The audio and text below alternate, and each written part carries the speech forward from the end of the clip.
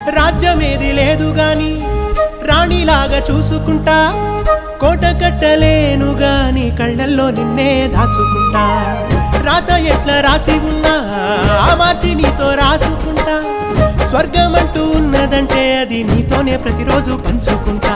నిన్ను గన్న మీ నాన్న కన్నా అల్లారు ముద్దుగా సాదుకుంటా. నీకు కోపం వస్తే కొంత దూరం ఉంటా, నువ్వు గీత గీస్తే నేను దాటనంటా. కంట నీరు కంటి రెప్ప దాటకుండా కాటుకై కావలుంటా. రాంబాయి నీ మీద నాకు మనసాయనే, ఏనాడు నిన్ను వీడిపోని నీడైతనే.